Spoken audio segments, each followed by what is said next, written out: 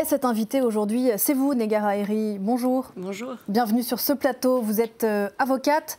Vous êtes l'une des deux avocates de Mohamed Amri, un belgo-marocain de 33 ans, jugé depuis le mois de septembre dernier par la Cour d'assises spéciale de Paris au procès dit des attentats du 13 novembre 2015. Un procès qui touche à sa fin après 9 mois d'audience, historique tant sur la forme que sur le fond. On va y revenir.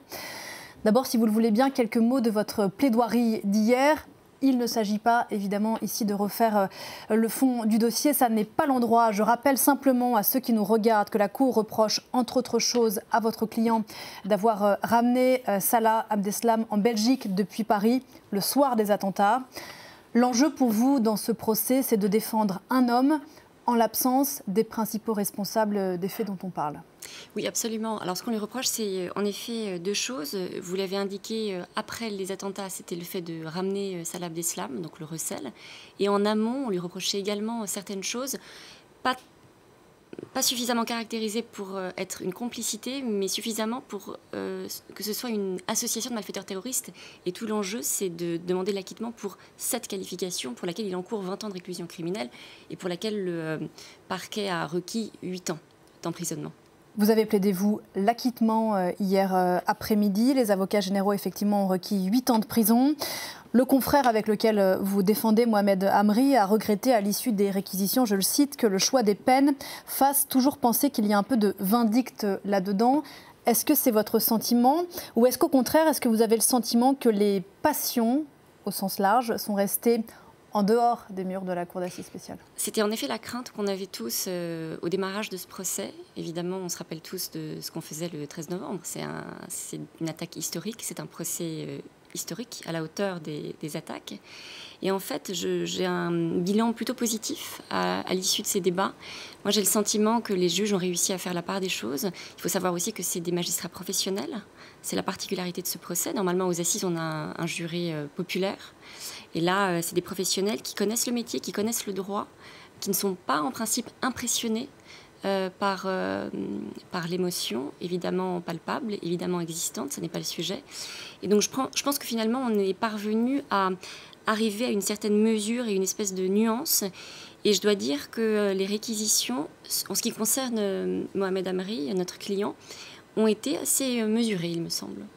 Même si vous avez plaidé l'acquittement, le corps de l'avocat doit être celui d'une certaine droiture lorsqu'il plaide. Je crois que c'est vous qui l'avez dit il y a quelques mois dans les colonnes du Figaro, il me semble.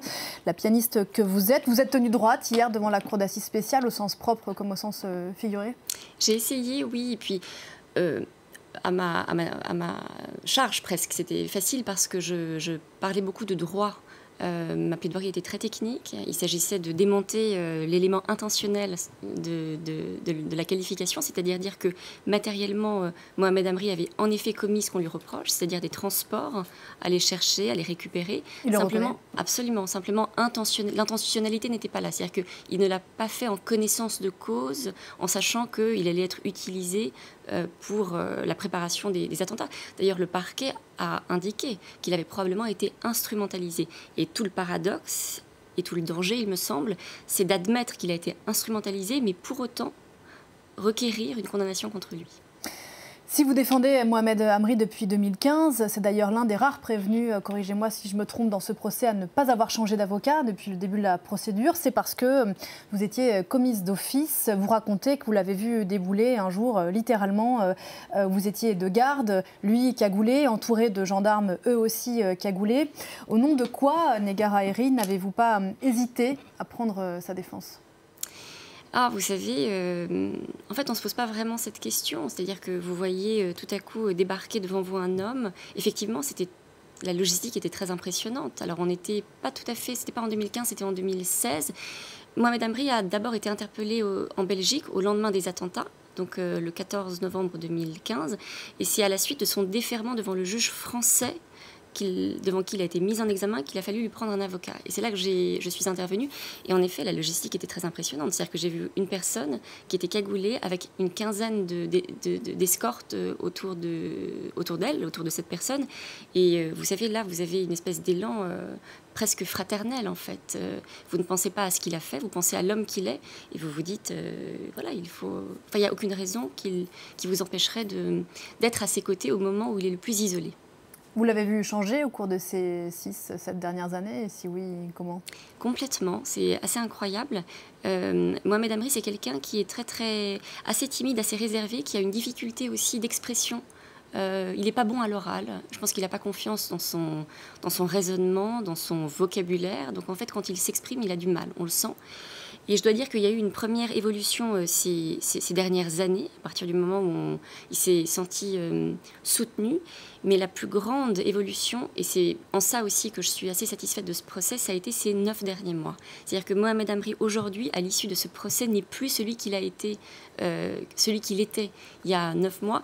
Et je pense que c'est aussi le fait, on peut remercier le fait d'être, ce qu'il explique, c'est d'être revenu au contact des hommes. Il a été en détention provisoire pendant 6 ans. Ces derniers mois à l'isolement, c'est quand même très compliqué l'isolement, c'est-à-dire que vous ne voyez absolument personne. Lorsque vous sortez pour faire votre promenade, vous êtes tout seul.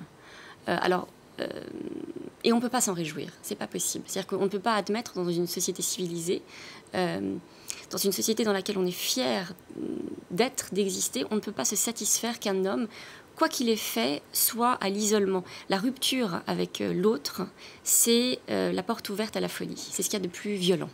Vous parlez de fierté. Est-ce que vous diriez que ces 9 mois de procès ont fait honneur à la justice française? J'ai envie d'attendre le délibéré pour vous répondre. mais oui.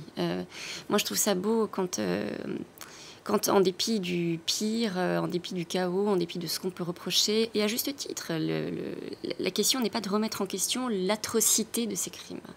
La question, c'est, en dépit de ce chaos, réussir à faire quelque chose. C'est-à-dire, vous avez en filigrane la radicalité dans toute son atrocité, la violence à son plus haut degré, et en dépit de ça, il faut réinjecter de la mesure. C'est cette espèce de contraste qui est à la fois difficile à tenir et en même temps magnifique. Et ça, je trouve que c'est une réussite. Vous savez, il y a des moments incroyables où il y avait une espèce d'union où certaines victimes sont allées voir certains des accusés qui étaient libres pour leur témoigner de leur soutien. Enfin, on a eu une espèce de... Les frontières qui sont habituelles dans un procès judiciaire ont été complètement brouillées à un moment donné. Et on ne pouvait que s'en réjouir et qu'être ému de ce tableau. Comment peut-on défendre l'indéfendable? C'est une question qui est posée, non pas depuis quelques mois, mais presque, j'allais dire, depuis que le métier existe, à un avocat, une avocate en l'occurrence. Qu'est-ce que la dimension terroriste de l'affaire change à la question? Je voudrais vous dire que ça ne change rien, en fait. Au départ, c'était peut-être une posture, et là, je me rends compte que ça ne change vraiment rien. C'est-à-dire que il faut toujours avoir en tête que quand on est avocat, on ne défend pas l'acte reproché au client. C'est-à-dire que quand vous avez un client à qui on reproche des faits de viol, des faits de pédophilie, c'est-à-dire on peut se l'accorder le plus haut degré de l'horreur, on ne défend ni la pédophilie ni le viol. On défend un homme à qui il est reproché des actes atroces. Et que ce soit à juste titre, c'est-à-dire qu'il les ait vraiment commis, ces faits, ces actes, ou pas, il reste un homme, et c'est ça qu'il faut parvenir à maintenir, garder en tête.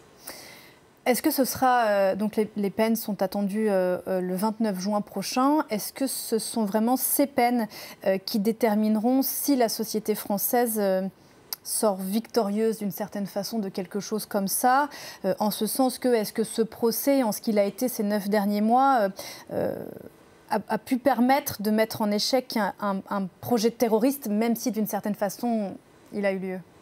Ce n'est pas le délibéré qui nous prouve que nous avons triomphé, c'est l'établissement, la constitution de ce procès.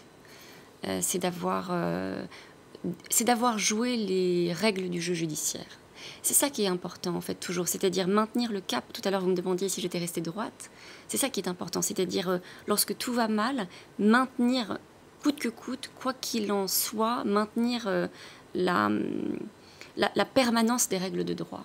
Quoi qu'on ait fait, nous, on répond de manière constante, permanente, par l'application la plus exacte et la plus précise du droit. Et c'est précisément quand ça ne va pas qu'il faut qu'il faut faire le maximum pour faire en sorte que ces règles soient appliquées dans leur plus grande pureté.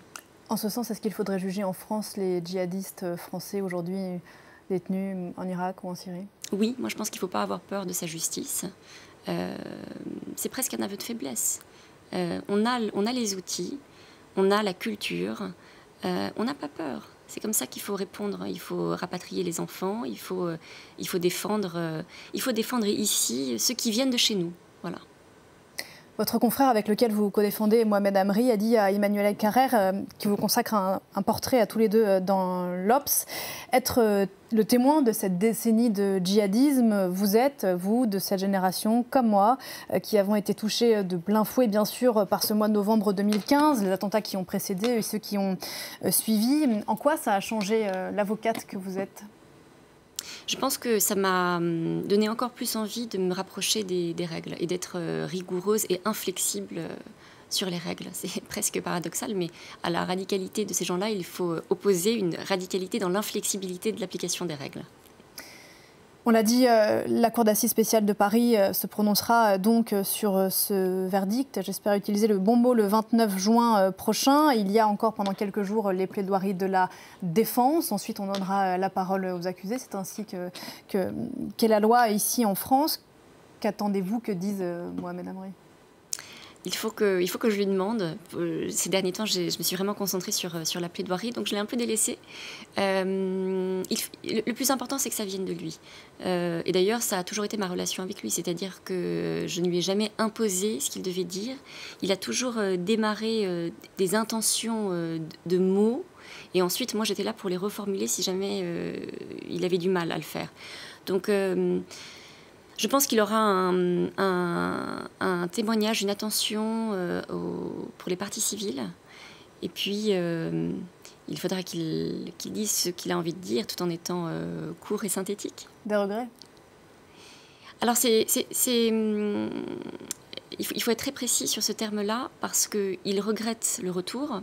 L'infraction est caractérisée, c'est-à-dire qu'il a effectivement ramené Salah Abdeslam au moment où il le prend dans la voiture en apprenant qu'il venait de participer aux attentats. Donc tout le retour s'est fait avec la connaissance, la conscience qu'il ramenait quelqu'un qui était ce qu'on appelle un criminel, en tout cas dans la mesure où il se dit avoir participé aux attentats, avoir eu une certaine implication aux attentats. Mais pour ce qui précède, donc voilà, pour ça il peut regretter. En revanche, pour ce qui précède, il admet les actes dans leur matérialité, mais pas dans leur intentionnalité. À la location notamment de Absolument, absolument. Donc pour ça, je ne pense pas qu'il le regrette au sens d'une caractérisation parfaite de la qualification. Donc c'est assez subtil. Il regrette une partie de ce qu'on lui reproche, mais il ne peut pas regretter le reste puisqu'il ne pense pas. Il le conteste avoir commis ces actes en connaissance de cause. Merci pour la précision du propos. Merci beaucoup, Negara Herri, d'être venu ce matin sur le plateau de Paris Direct. Et donc, ce procès qui se poursuit jusqu'à la fin de la semaine, il me semble, ou même encore un peu après la suite des plaidoiries de la défense. Le dernier à plaider seront les défenseurs de Salah Abdeslam. Verdict donc attendu le 29 juin. Et après, il y aura éventuellement un appel. Merci encore. Très bonne journée.